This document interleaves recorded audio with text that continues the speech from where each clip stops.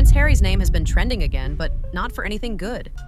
Some insiders and whispers from people close to him are saying something really bad happened behind the gates of his home in Montecito. While the palace is staying quiet, what's being said is enough to shock everyone. Apparently, Harry was found unconscious at his California house, and it wasn't just a random fainting spell. It's being said that it has something to do with heavy drug use. What's worse, Meghan Markle wasn't just not there, but she reportedly ran off to party with her friends at a private club while Harry was being rushed to the hospital. Yeah, let that sink in for a second.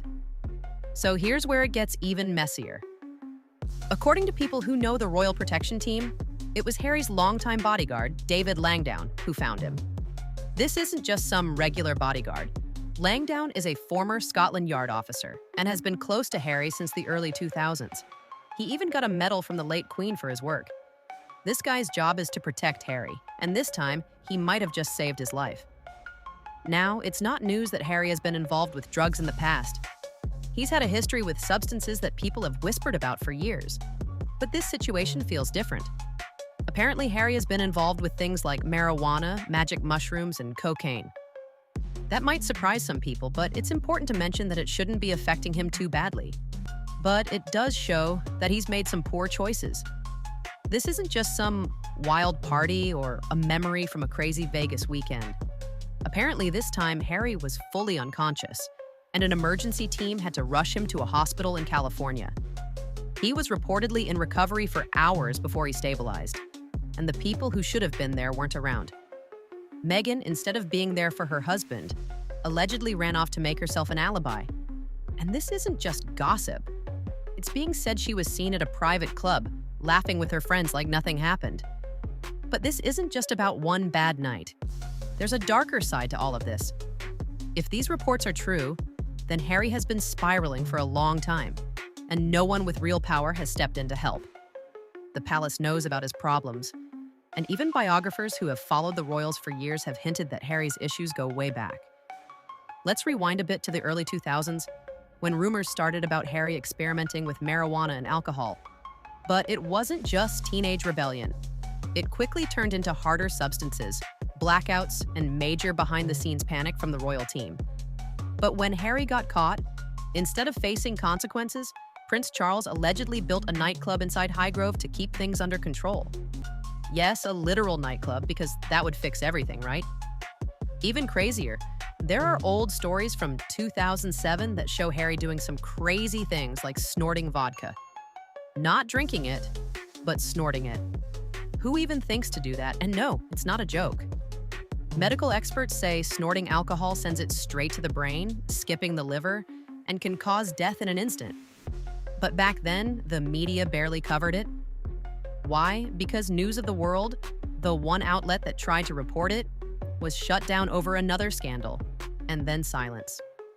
While all of this was going on, Meghan's name kept popping up, but not in a good way. Sources say she's fully aware of Harry's struggles, and some even say she might be enabling it. Apparently, she uses drugs to keep him dependent so she can control the narrative. This is a pretty chilling claim, but it's not coming out of nowhere. What really adds fuel to the fire is Meghan's past.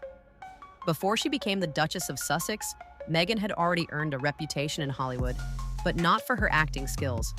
People who went to her first wedding in Jamaica still talk about the party favors. And no, they weren't candles or thank you cards. Guests allegedly received gift bags with pre-rolled joints made by Meghan herself. Some people didn't even realize what they had until they were back in the US. That's a big deal because it could have gotten them into serious legal trouble.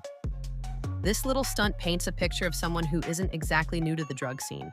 Then there's Doria, Meghan's mom. Sources say Doria has her own history with California's underground world and has ties to some shady circles.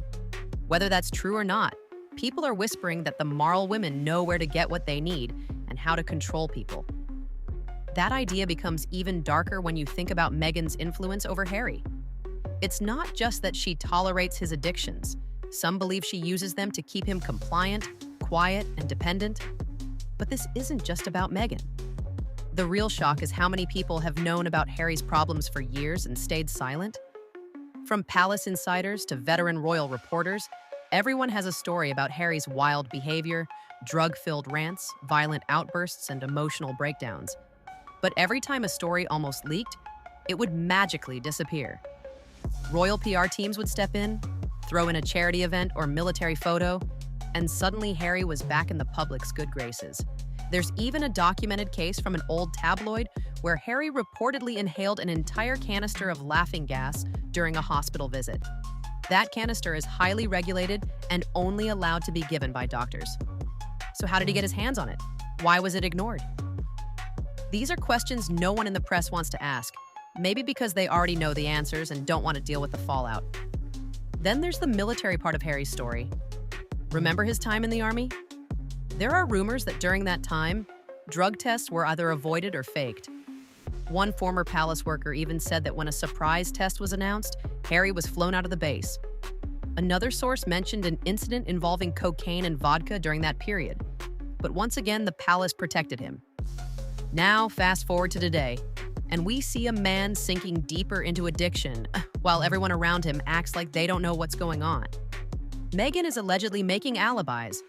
The palace is on alert but saying nothing, and the press stays quiet unless it's positive fluff. Meanwhile, the one person who's been there for Harry through all of his chaos is David Langdown. Langdown has seen it all. He knows everything from the Vegas years to the Montecito mess. And now he's the one who made the call to get Harry the help he needed. But even with Langdown's intervention, it might already be too late. Because this isn't just one mistake or a random overdose. It's a pattern of slow self-destruction. And everyone involved has blood on their hands, from the enablers to the people who turned a blind eye. There's a reason the palace is so worried when a royal goes rogue. It's not just about their image, but about their legacy. Harry isn't just a prince who made a few bad choices.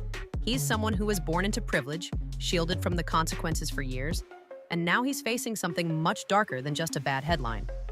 If these reports are true, then what we're seeing isn't a rebellious phase. It's a man consumed by years of buried trauma, unchecked freedom, and toxic manipulation.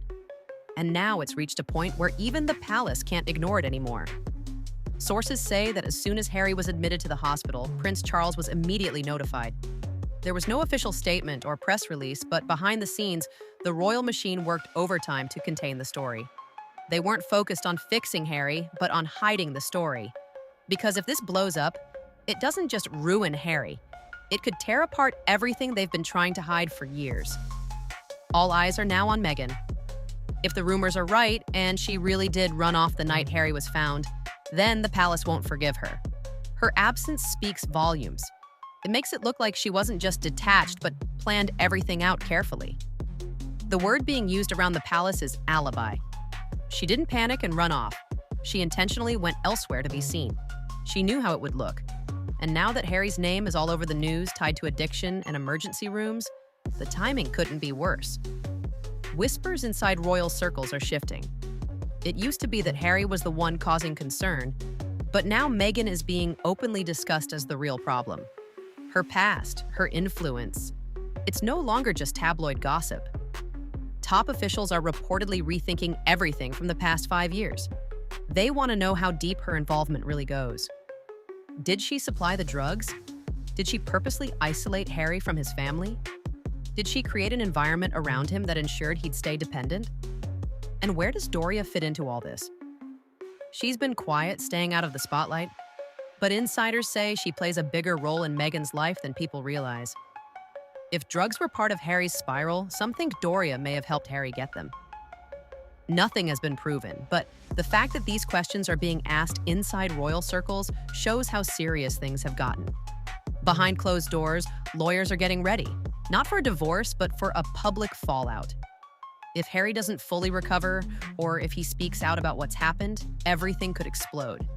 And if it comes out that Meghan played even a small part in his downfall, the palace won't protect her. Not this time.